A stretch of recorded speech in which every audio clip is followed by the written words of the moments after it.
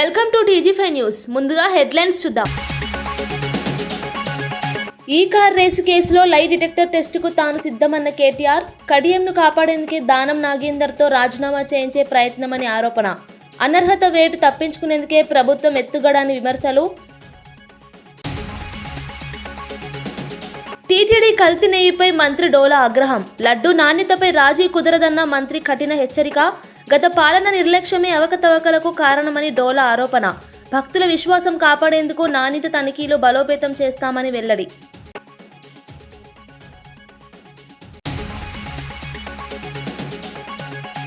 స్వామివారి నిధుల భద్రతపై వైవి సుబ్బారెడ్డి కీలక వివరణ. ఎస్ బ్యాంక్ ప్రమాదం నుంచి 1100 కోట్లు కాపాడామని స్పష్టం. విరాళాల నిర్వహణలో పారదర్శకతకు కొత్త ఆర్థిక రీతి అమలు. భక్తుల నమ్మకమే ప్రధానమని, నిధుల భద్రత ప్రభుత్వం లక్ష్యమని వెల్లడి. తిరుమలలో రాష్ట్రపతి ద్రౌపది ముర్ము ప్రత్యేక దర్శనం. వేదాశీర్వచనాలతో అర్చకుల ఘన స్వాగతం ఆకట్టుకున్న దృశ్యం. తిరుమలలో రాష్ట్రపతి పర్యటనకు కట్టుదిట్టమైన భద్రతా ఏర్పాట్లు. మహాద్వారంలో సాంప్రదాయ స్వాగతంతో దర్శన కార్యక్రమం.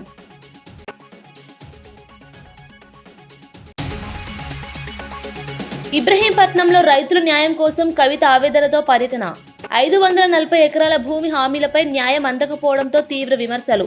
రైతుల హక్కుల కోసం పోరాటం కొనసాగుతుందని కవిత స్పష్టం. స్థానికుల మద్దతుతో సమస్య పరిష్కారం అయ్యే వరకు ఆందోళన కొనసాగిస్తానని వ్యాఖ్య. వేములవాడ నియోజకవర్గం చందుర్తి మండలం మద్యాల గ్రామంలో ఇందిరమ్మ చీరల పంపిణీ కార్యక్రమం ఎంతో ఉత్సాహంగా కొనసాగింది. ఇందిరాగాంధీ జయంతిని పురస్కరించుకొని గ్రామ మహిళలకు చీరలు అందించేందుకు ప్రత్యేకంగా ఈ కార్యక్రమం ఏర్పాటు చేశారు. గ్రామస్తులు పెద్ద సంఖ్యలో పాల్గొనడంతో పండుగ వాతావరణం నెలకొంది. ఈ కార్యక్రమానికి ముఖ్య అతిథిగా ప్రభుత్వ విప్ ఆది శ్రీనివాస్ హాజరై మహిళలతో మాట్లాడారు. మహిళల శ్రేయస్సు కోసం ఇందిరాగాంధీ అమలు చేసిన పథకాలు ఇప్పటికీ ప్రజల మనసుల్లో నిలిచాయని ఆయన గుర్తు చేశారు. పేదల అభ్యున్నతే ప్రభుత్వ లక్ష్యమని, మహిళలకు ఆర్థికంగా బలపడేందుకు ప్రభుత్వం ఎన్నో చర్యలు తీసుకుంటోందని వివరించారు. గ్రామ పెద్దలు, మహిళా సంఘాల ప్రతినిధులు ఈ కార్యక్రమంలో పాల్గొని హర్షం వ్యక్తం చేశారు. చీరలు అందుకున్న మహిళలు సంతోషం వ్యక్తం చేస్తూ ప్రభుత్వానికి కృతజ్ఞతలు తెలిపారు. గ్రామంలో జరిగిన ఈ కార్యక్రమం సామాజిక సమగ్రతకు నిదర్శనం నిలిచిందని ప్రజలు అభిప్రాయపడ్డారు.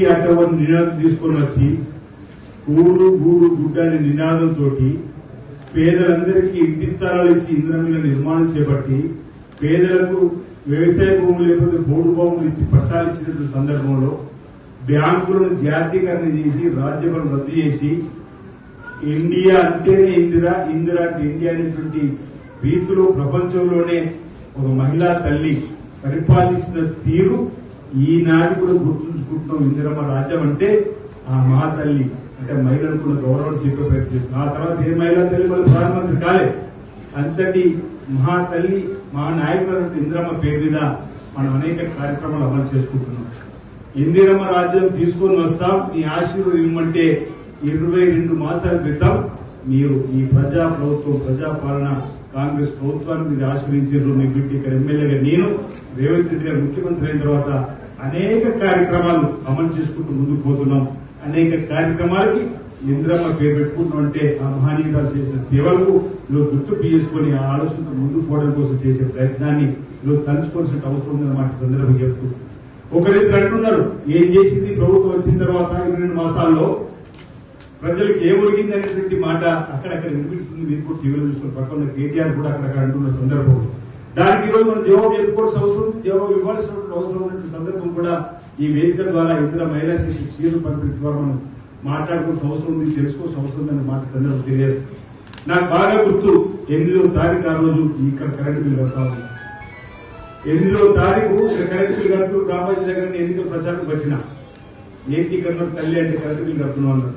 మీ ఆశీర్వదించి ఇక్కడ ఎమ్మెల్యే ఇందిరమ్మ రాజ్యానికి మీ కరెంటు బిల్లు కట్టు లేదంటే ఓ తల్లి అన్నది, ఆ సీనయ్య గట్టిగా అంటారు, మా కరెంటు బిల్లు మీరెందుకు కడతారు, ఇది ఎన్నికలప్పుడు దాటి వేసే మాట అన్నారు. లేదు లేదు, తప్పనిసరిగా మేము గెలిస్తే ఇందిరమ్మ రాజ్యం వస్తే మీ కరెంటు బిల్లు 200 యూనిట్లు కాల్చుకునే వారికి మేము కడతామని చెప్పాను.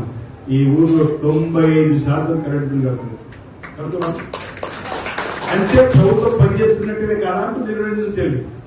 22 మాసాల క్రితం మీరు వరుసగా 3 నెలలు కరెంటు బిల్ కట్టకపోతే కరెంటు వచ్చి మీ కరెంటు 22 నెలలు కరెంట్ కట్టగలుగుతారు. అంటే ఈ ప్రభుత్వం పనిచేస్తుందా మీకోసం చెప్పడానికి కోసం నేను విడవలు చెప్తుంది. ఇలాంటి అంశాలు ఈరోజు ప్రతిపక్షాలకు తెలియాల్సిన అవసరం ఉంది. కేటీఆర్ కావచ్చు, హరీష్ ఎవరైనా కావచ్చు. అంటే ఏం చేస్తుంది ప్రభుత్వం చెప్పడానికి కోసం చేసే ప్రయత్నం. ఆడ తరులు ఈరోజు ఆర్టీసీ బస్ ఎక్కితే ఉచిత ప్రయాణం అని చెప్పినాం. ప్రపంచ మత్స్య కార్మిక దినోత్సవం సందర్భంగా మత్స్యకారులను అభినందిస్తూ మంత్రి పొన్నం ప్రభాకర్ కీలక వ్యాఖ్యలు చేశారు. దేశ ఆర్థిక వ్యవస్థకు, ఆహార భద్రతకు మత్స్యకార సముదాయం ఎంత కీలకమో ప్రస్తావిస్తూ వారు సముద్రాలు, నదులు, చెరువుల్లో ప్రతిరోజు శ్రమించి ప్రజలకు ఆహార భద్రతను అందిస్తున్నారని పేర్కొన్నారు. గంగపుత్రుల కుటుంబాలు ఆర్థికంగా స్థిరపడేందుకు ప్రజాప్రభుత్వం విస్తృతమైన సంక్షేమ చర్యలను ప్రారంభించిందని మంత్రి తెలిపారు.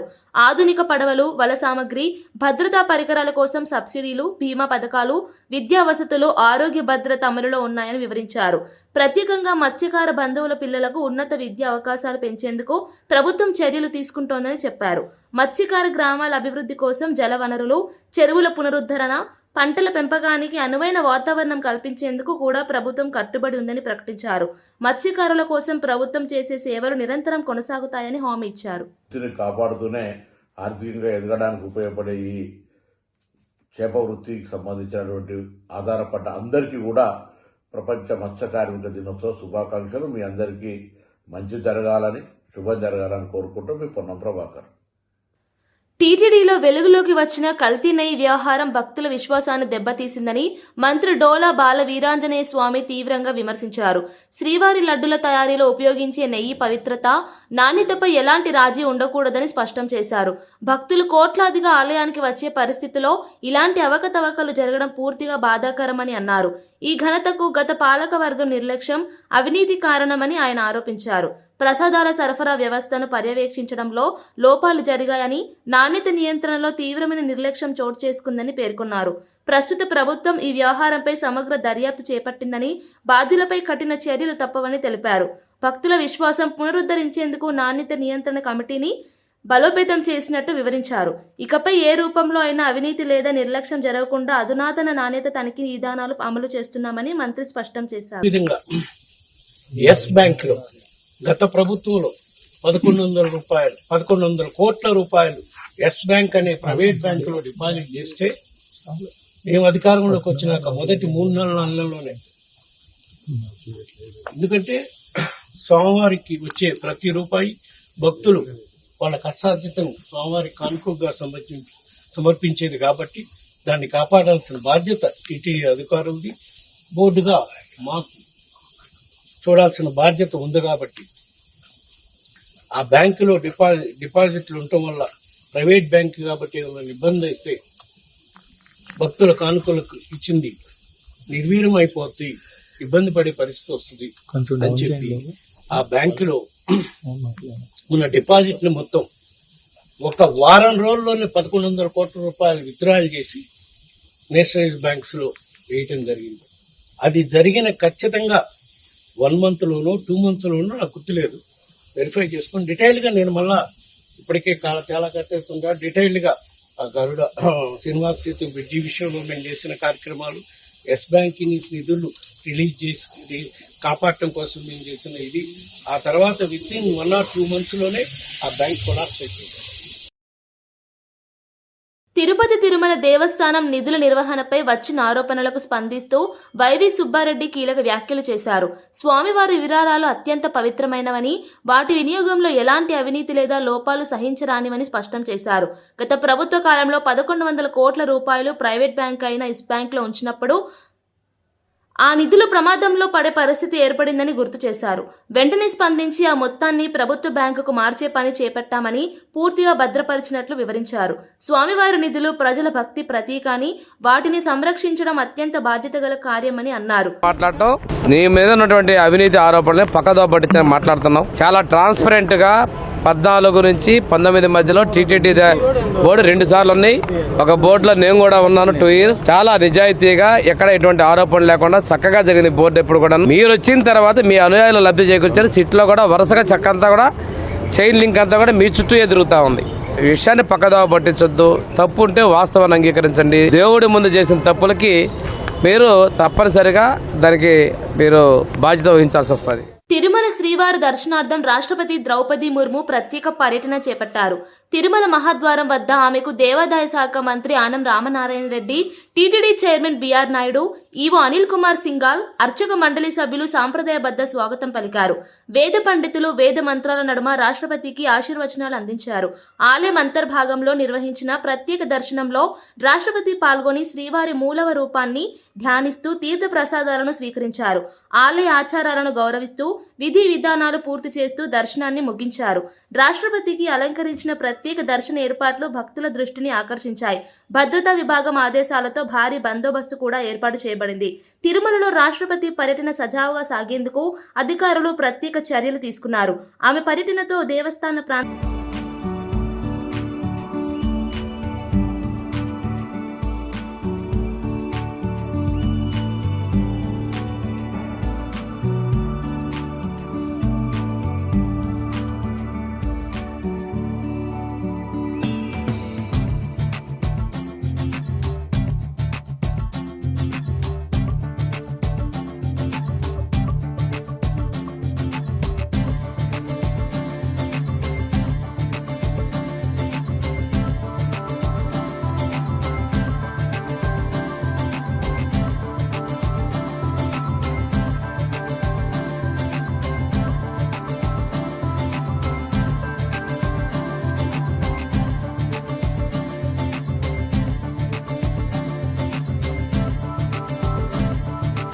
National Eklavya model residential school sports meet 2025లో తెలంగాణ విద్యార్థులు తమ ప్రతిభను దేశవ్యాప్తంగా మరోసారి చాటుకున్నారు.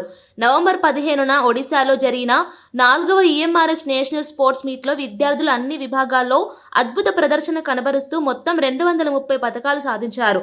ఈ విజయం అన్ని రాష్ట్రాల కంటే అత్యధికం కావడంతో తెలంగాణ ఓవరాల్ ఛాంపియన్గా నిలిచింది. Athletics, archery, swimming, gymnastics, boxing, judo, wrestling, weight lifting, taekwondo, yoga, shooting, chess వంటి క్రీడల్లో విద్యార్థులు అసాధారణ ప్రతిభను ప్రదర్శించారు. కొండ చర్యల ప్రాంతాల్లో, అడవి మార్గాల్లో శిక్షణ పొందే ఈ విద్యార్థులు కృషితో, పట్టుదలతో సాధించిన ఈ విజయం దేశ గర్వంగా నిలిచింది. కోచ్ల మార్గదర్శకత్వం, విద్యా సంస్థల క్రీడా విధానాలు, ప్రభుత్వ ప్రోత్సాహం కలిసి ఈ అత్యుత్తమ ఫలితానికి దోహదపడ్డాయి. విద్యార్థుల విజయం పాఠశాలల పేరును దేశవ్యాప్తంగా మరింత ఎత్తుకు తీసుకెళ్లినట్లు అధికారులు పేర్కొన్నారు. బూటకపు ఎన్కౌంటర్ల పేరుతో మావోయిస్టులను లక్ష్యంగా చేసుకుని హత్యలు జరుపుతున్నారన్న ఆరోపణలపై పీసీసీ అధ్యక్షుడు మహేష్ కుమార్ గౌడ్ తీవ్రంగా స్పందించారు. ప్రజాస్వామ్యంలో ఇలాంటి అక్రమ చర్యలకు స్థానమే లేదని ఆయన హెచ్చరించారు.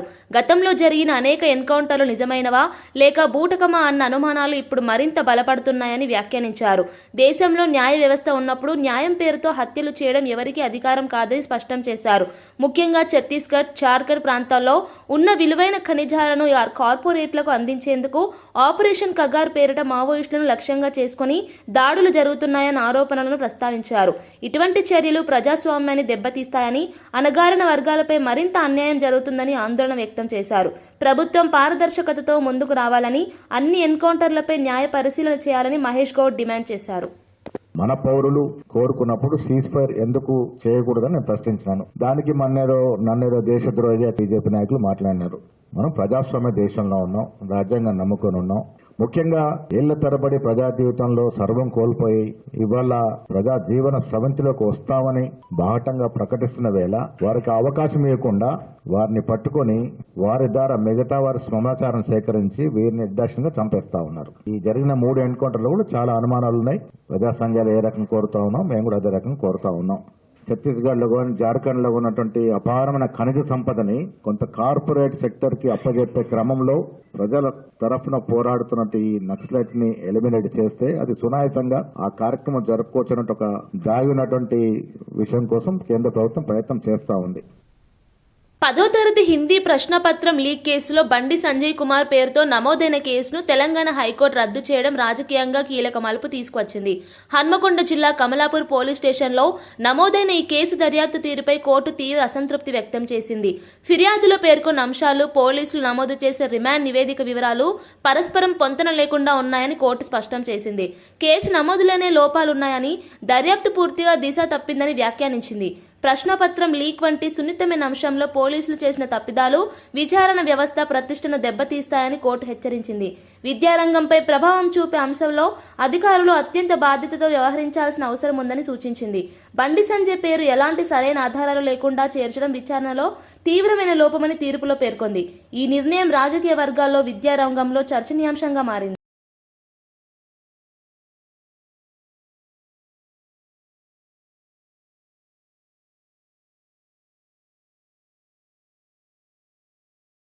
హైదరాబాద్ పర్యటనలో భాగంగా రాష్ట్రపతి ద్రౌపది ముర్ము బేగంపేట ఎయిర్పోర్ట్ కు చేరుకోగానే భారీ స్వాగతం పలికారు. గవర్నర్ జిష్ణుదేవ్ వర్మ, ముఖ్యమంత్రి రేవంత్ రెడ్డి, కేంద్ర మంత్రి కిషన్ రెడ్డి కలిసి రాష్ట్రపతిని ఆహ్వానించారు. ఈ కార్యక్రమంలో మంత్రి Ponnam Prabhakar, mayor Gadwal Vijayalakshmi, DGP Shivdhar Reddy, CP Sajjanar, collector Harichandana తదితర అధికారులు పాల్గొన్నారు. భద్రతా దళాలు అత్యంత కట్టుదిట్టమైన ఏర్పాట్లు చేసి ఎయిర్పోర్ట్ పరిసరాల్లో ఎలాంటి అంతరాయం లేకుండా చూసుకున్నారు. రాష్ట్రపతి పర్యటనలో భాగంగా బొల్లారం రాష్ట్రపతి నిలయానికి ప్రత్యేక కార్యక్రమం ఏర్పాటు చేయబడింది. సాయంత్రం 4 గంటలకు భారతీయ కళా మహోత్సవం ప్రారంభోత్సవాన్ని రాష్ట్రపతి నిర్వహించనున్నారు. ఈ కార్యక్రమానికి దేశవ్యాప్తంగా ఉన్న కళాకారులు, ప్రతినిధులు హాజరు కానున్నారు. రాష్ట్రపతి పర్యటనతో హైదరాబాద్ నగరంలో స్వాగత వాతావరణం నెలకొంది. పరిపాలనాపరమైన సాంస్కృతిక కార్యక్రమాల్లో రాష్ట్రపతి పాల్గొనడం రాష్ట్రానికి గౌరవకరమని అధికారులు తెలిపారు.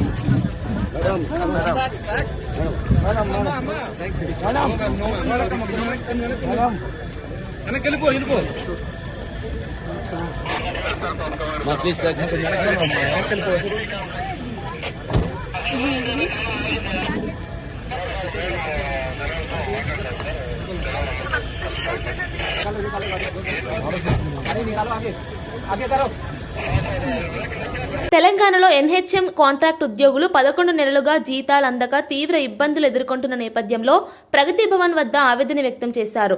నెలలు గడిచినా ప్రభుత్వం తమ సమస్యలను పట్టించుకోకపోవడం వల్ల కుటుంబాలు ఆర్థికంగా కుంగిపోయిన పరిస్థితిని వారు వివరించారు. మాకు జీతాలు లేకపోవడంతో అప్పు ఇవ్వడానికి కూడా వారు వెనుకాడుతున్నారు.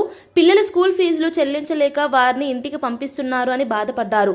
ప్రజలకు సేవ చేసి తమలాంటి వారికి జీతాలు ఇవ్వకపోవడం ఎంత అన్యాయమో ప్రశ్నించారు.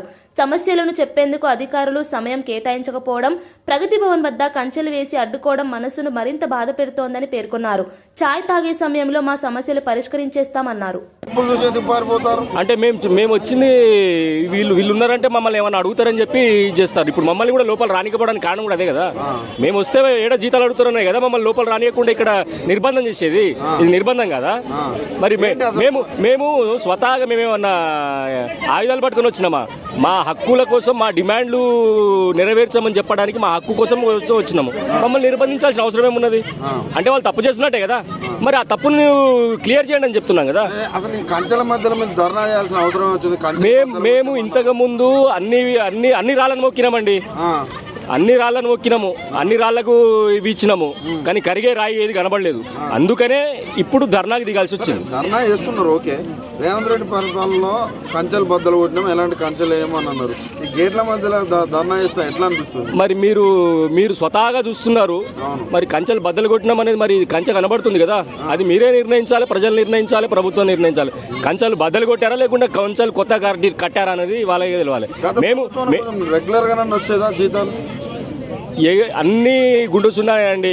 ప్రతి ఒక్కరు అంతే. ఈ ప్రభుత్వం ఆ ప్రభుత్వం ఏం లేదు, ఆ ప్రభుత్వంలో మాకు ఒరిగిందేం లేదు, ఈ ప్రభుత్వంలో ఒరిగిందేం లేదు. ఎప్పుడు కూడా మేము మా అవసరం వచ్చినప్పుడు పూలు చల్లడం, విమానంలో నుండి పూలు చల్లడము, ఈ దండలు పెట్టడము. ఎందుకండి మాకు దండలు? మాకు తిండి పెట్టండి, మా జీతం మాకు ఇవ్వండి. మాకు రావాల్సిన హక్కు కోసం మేము కొట్లాడుతున్నాం. సమాన పనికి సమాన వేతనం ఇవ్వండి కోరుతున్నాం తప్ప మీ దగ్గర మేము పనికి మాలిన కోరికలు కోరట్లేదు, అలవి కానీ డిమాండ్లు కూడా చేయట్లేదు. స్కూల్ ఫీజులు ఉంటాయి, ఇవన్నీ ఇస్తున్నారు. ఇప్పుడు ఏముంది సార్, ప్రతిదీ కూడా పిల్లలు కూడా ఇబ్బంది పడుతున్నారు. స్కూల్ ఫీజులు కట్టలేక స్కూల్లో నుండి బయటికి పంపిస్తున్నారు. వాళ్ళు ఎంత ఇబ్బంది పడుతున్నారు మానసికంగా. ఇబ్రహీంపట్నం ఎలిమినేడు ప్రాంతంలో జాగృతి అధ్యక్షురాలు కవిత పర్యటిస్తూ స్థానిక రైతుల సమస్యలను నేరుగా విన్నారు. గ్రామస్తులతో కలిసి బతుకమ్మ ఎత్తుకొని మహిళలతో ఆడి పాడుతూ పండుగ వాతావరణాన్ని పంచుకున్నారు. అయితే పర్యటనలో ప్రధానంగా చర్చకు వచ్చిన విషయం ఏరోస్పేస్ కంపెనీలకు కేటాయించిన 540 ఎకరాల భూమి. ఆ భూముల కోసం భూములు ఇచ్చిన కొంతమంది రైతులకు గత 7 సంవత్సరాలుగా సరైన న్యాయం జరగలేదని కవిత తీవ్ర ఆవేదన వ్యక్తం చేశారు. భూ యజమానులకు హామీ ఇచ్చిన పరిహారం, ఉద్యోగాలు, పునరావాసం అమలు కాలేదని ఆరోపించారు. రైతుల హక్కుల కోసం తాను ఎల్లప్పుడూ పోరాటం చేస్తానని స్పష్టం చేస్తూ సమస్య పరిష్కారం అయ్యే వరకు వెనక్కి తగ్గబోనని ప్రకటించారు. స్థానిక మహిళలు, యువత కవిత పర్యటనకు హర్షాతిరేకంగా స్వాగతం పలికారు. రైతుల సమస్యలు పరిష్కరించే వరకు తమ పోరాటం కొనసాగుతుందని ఆమె హామీ ఇచ్చారు. దూరంలో ఉన్నదని చెప్పక తప్పని పరిస్థితి ఉన్నది. ఇల్లు లేనటువంటి పేదవాళ్ళు కావచ్చు, తినడానికి కనీసం ఇబ్బంది పడేటటువంటి పేదవాళ్ళు కావచ్చు, మరి వీళ్ళందరి విషయంలో ప్రత్యేక శ్రద్ధ పెట్టాల్సినటువంటి అవసరం ఉన్నది. ఇదే ఎలిమినేడులో ఏరోస్పేస్కి సంబంధించి ల్యాండ్ అక్విజిషన్ కూడా చేయడం జరిగింది. కానీ ఇంతవరకు అక్కడ ఒక కంపెనీ కూడా రాలేదు. ఇవ్వాల్సినటువంటి మరి కాంపెన్సేషన్ ఎవరికి కూడా సరిగ్గా ఇవ్వలేదు అనేటటువంటి ఆరోపణలు కూడా ఉన్నాయి. రైతులకు ప్రభుత్వం పక్షాన ఇదివరకు ల్యాండ్ అక్విజిషన్ జరిగినప్పుడు అందరికీ ఇవ్వాల్సినంత కాంపెన్సేషన్ ఇవ్వలేదని ఒక కంప్లైంట్ ఉన్నది. రెండవది 540 ఎకరాలు దాదాపుగా తీసుకున్నప్పుడు ఇన్ని సంవత్సరాలు 7-8 సంవత్సరాలు దాటిపోతున్నా కూడా ఒక్క పరిశ్రమ కూడా రాలేదు. భూమి విలువ ఇప్పుడు చాలా పెరిగింది. అప్పుడు ఇచ్చినప్పుడు భూమికి చాలా తక్కువ ప్రైస్ ఇచ్చి తీసుకున్నారు. సరే, తీసుకుంటే కనీసం కంపెనీ వస్తే ఉద్యోగాలు వస్తాయి, ఏరియా డెవలప్ అవుతుంది అనిపిస్తుండే. అది కూడా లేదు. ఇక అసలే భూమిలో ఉన్న వాళ్ళకైతే ఎంట్రీ కూడా లేదు. సో ఈ ఊర్లో కంపెనీ వచ్చినప్పుడు కనీసం స్థానికులకు ఎంతో కొంత న్యాయం జరగాలనే డిమాండ్ ఉంది. దానికోసం జాగృతి ఫ్యూచర్లో కూడా పోరాటం చేస్తుంది. Thank you. ఆపరేషన్ కగార్ పేరుతో జరుగుతున్న ఎన్కౌంటర్లను వ్యతిరేకిస్తూ వామపక్ష పార్టీలు ట్యాంక్ బండ్ వద్ద భారీ నిరసన చేపట్టాయి. అంబేద్కర్ విగ్రహం ఎదుట జరిగిన ఈ కార్యక్రమంలో సిపిఐ రాష్ట్ర కార్యదర్శి, ఎమ్మెల్యే కూనం నెల్లి సాంబశివరావు సహా వామపక్ష పార్టీల రాష్ట్ర నాయకులు పాల్గొన్నారు. బూటకప్ ఎన్కౌంటర్ల పేరుతో నిరపరాధులను లక్ష్యంగా చేసుకుని హత్యలు జరగడం ప్రజాస్వామ్యానికి ప్రమాదకరమని నాయకులు తీవ్రంగా మండిపడ్డారు. న్యాయ వ్యవస్థను పక్కన పెట్టి ఇటువంటి చర్యలు కొనసాగడం సరికాదని, ప్రజల హక్కులను కాలరాస్తున్న చర్యలకు తక్షణ ముగింపు పలకాలని డిమాండ్ చేశారు. ఆపరేషన్ కగార్ వెనుక రాజకీయ ప్రయోజనాలు, కార్పొరేట్ ఒత్తిళ్లు ఉన్నాయన్న ఆరోపణలను వారు ప్రస్తావించారు. అణగారిన వర్గాలపై దాడులు పెరిగిపోతున్నాయని, ప్రభుత్వం పారదర్శక దర్యాప్తు చేసి నిజాలను ప్రజల ముందుకు తీసుకురావాలని కోరారు. నిరసన స్థలంలో పెద్ద సంఖ్యలో ప్రజలు, విద్యార్థులు పాల్గొనడం ద్వారా ఈ అంశంపై వ్యతిరేక స్వరాలు మరింత ఉధృతమయ్యాయి. ఇవన్నీ చేయకుండా ఈ పద్ధతిలో చేస్తా ఉన్నారు. అందుకని మేము సుప్రీంకోర్టును అడుగుతున్నాం. మాలాంటి వాళ్ళు గొంతు నొక్కేయడానికి ప్రయత్నాలు చేస్తున్నారు. పత్రికలు కూడా ఇవాళ జాగ్రత్తగా ఉండాల్సిన అవసరం ఉంది. పత్రికలు ఏది న్యాయమో ఏది అన్యాయమో ఎప్పుడే జరిగిందో దాన్ని ఖండించాల్సిన అవసరం ఉంది. పత్రికలు కూడా దీనిపైన కథనాలు కూడా రాయాల్సిన అవసరం ఉంది. మనం నంబాల కేసురావు గారిని చంపేస్తే ఇదే పద్ధతిలో దేశమంతా స్పందించింది. ఇవాళ యజ్ఞాన్ని చంపేస్తే దేశమంతా స్పందిస్తా ఉంది. ఎందుకు స్పందిస్తున్నారు అర్థం చేసుకోవాల్సిన అవసరం ఉంది. ఎన్కౌంటర్ అని పేరు పెట్టారు. ఆయన బొమ్మ చూస్తే, నిన్న ఇక్బాల్ గారి బొమ్మ కానీ, అంతకుముందు నంబాల కేసురావు గారు ఆయన ఫోటో కానీ చూస్తే, పేపర్లో వేసిన ఫోటోలు చూస్తే అది ఎన్కౌంటర్ కాదని ఏకపక్షంగా వాళ్ళని చిత్రహింసలు చేసి వాళ్ళ ముఖమంతా కూడా మన తుపాకీ మడవలతో కొట్టి చంపినట్లుగా కనపడుతుంది స్పష్టంగా. ఎన్కౌంటర్ చేస్తే ఎక్కడో తగలాలి బుల్లెట్. ఒకవేళ ముఖాన్ని తగిలినా కూడా అంత మేరకు ఉండాలి. మొత్తం ముఖమంతా కూడా చిత్రమైపోయి ఉంది. ఇంత అరాచకం చేస్తుంటే వాళ్ళని ఆ పద్ధతులు ప్రశ్నించే వాళ్ళందరూ కూడా దుర్మార్గులుగా, దేశద్రోహులుగా ప్రశ్నించే వాళ్ళందరూ దేశద్రోహులేనా మీ దృష్టిలో? కమ్యూనిస్టులందరూ దేశద్రోహులు. మరి దేశభక్తులు ఎవరు? అదాని, అంబానీ దేశభక్తులా? లేకపోతే 1000 కోట్లు సంపాదించుకునే వాళ్ళు దేశభక్తులా? వాళ్ళ కోసం ఊడికం చేసేవాళ్ళు మీరందరూ దేశభక్తులా? మీరు మహాత్మా గాంధీని చంపినా మీరే దేశభక్తులు. అప్పుడు ఆ నేపథ్యంలో 1000 మంది ముస్లింలు, హిందువులు మరణించినా దానికి కూడా మీరే దేశభక్తులు. అన్ని మీరే దేశభక్తులు. మేము మాలాంటి వాళ్ళు మాట్లాడే హక్కు లేదు. ఇవాళ మేము అంటున్నాం, మా వాళ్ళు చనిపోయారు వాస్తవమే. మావోయిస్ట్ సోదరులు కూడా విజ్ఞప్తి చేస్తున్నాం మేము. వాళ్ళు కూడా, ఎందుకంటే టెక్నాలజీ మారింది, విధానం మారింది. ఈ విధానంలో, ఈ న్యూ టెక్నాలజీలో ఇవాళ పాలక యంత్రాంగం, ప్రభుత్వం అంతా ఒక చేతుల్లో ఉంది. లక్షల మంది సైన్యం వాళ్ళ చేతుల్లో ఉంది. కాబట్టి ఇంకో పద్ధతిలో పోరాడదాం అని అడుగుతా ఉన్నాం. ఆ విధంగా మీరు కూడా అడగండి. మొన్న ఇగ్మా కూడా ఆయన లొంగిపోవడానికి సిద్ధపడినట్టుగా వాళ్ళ కుటుంబ సభ్యులు చెప్తా ఉన్నారు. మీ చేతనైతే వాళ్ళని కూర్చోబెట్టి మాట్లాడుకోండి, వాళ్ళతో చర్చించండి, వాళ్ళు ఏం అడుగుతున్నారో చూడండి. కుదరకపోతే మాకు కుదరదని చెప్పండి, కానీ సమయం తీసుకోవాలి. ఏకపక్షంగా వాళ్ళు సంవత్సరం పాటు మేము ఎటువంటి కార్యకలాపాలు చేయమని చేతులెత్తేస్తే తెల్ల జెండా చూపెడితే వాళ్ళ మీద మేము ప్రతాపం చూపెడతారా? వాళ్ళని చంపేస్తారా? ఇవాళ బయటకు వద్దామని అనుకునే వాళ్ళని కూడా చంపి మారేస్తారా? ఇది ఎక్కడ రాజ్యం? ఇది రాక్షస రాజ్యమా, రావణ రాజ్యమా, రాముడి రాజ్యమా? అర్థం కాని పరిస్థితుల్లో ఉంది. అందువల్ల మేము ఆఖరికి మేము కోరిక ఒకటే, దీనికి ప్రత్యామ్నాయం, దీనికి గత్యంతరం ఖచ్చితంగా న్యాయ వ్యవస్థ తీసుకోవాలి. న్యాయ వ్యవస్థ దీనిపైన స్పందించాలి. స్పందించి దీనిపైన ఇటువంటి కేసులన్నింటినీ కూడా సుమోటోగా స్వీకరించాలి. సుమోటోగా స్వీకరించి తద్వారా ఇవాళ మీరే చెప్పారు సుప్రీం. వార్తలు ముగించే ముందు ముఖ్యాంశాలు మరోసారి. ఈ కార్ రేసు కేసులో లై డిటెక్టర్ టెస్టుకు తాను సిద్ధమన్న కేటీఆర్, కడియంను కాపాడేందుకే దానం నాగేందర్తో రాజీనామా చేయించే ప్రయత్నమని ఆరోపణ. అనర్హత వేటు తప్పించుకునేందుకే ప్రభుత్వం ఎత్తుగడాని విమర్శలు. టీటీడీ కల్తీ నెయ్యిపై మంత్రి డోలా ఆగ్రహం. లడ్డూ నాణ్యతపై రాజీ కుదరదన్న మంత్రి కఠిన హెచ్చరిక. గత పాలన నిర్లక్ష్యమే అవకతవకలకు కారణమని డోలా ఆరోపణ. భక్తుల విశ్వాసం కాపాడేందుకు నాణ్యత తనిఖీలు బలోపేతం చేస్తామని వెల్లడి.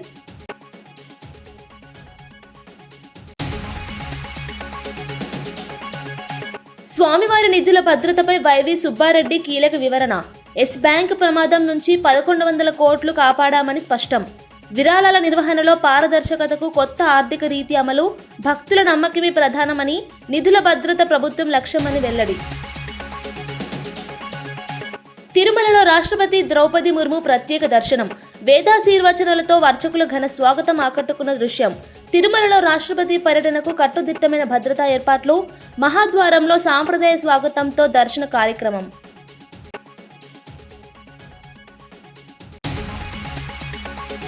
ఇబ్రహీంపట్నంలో రైతుల న్యాయం కోసం కవిత ఆవేదనతో పర్యటన. 540 ఎకరాల భూమి హామీలపై న్యాయం అందకపోవడంతో తీవ్ర విమర్శలు. రైతుల హక్కుల కోసం పోరాటం కొనసాగుతుందని కవిత స్పష్టం. స్థానికుల మద్దతుతో సమస్య పరిష్కారం అయ్యే వరకు ఆందోళన కొనసాగిస్తానని వ్యాఖ్య. ఇవి ఈనాటి వార్తా విశేషాలు. మరో బులెటిన్లో మళ్ళీ కలుద్దాం. నమస్కారం.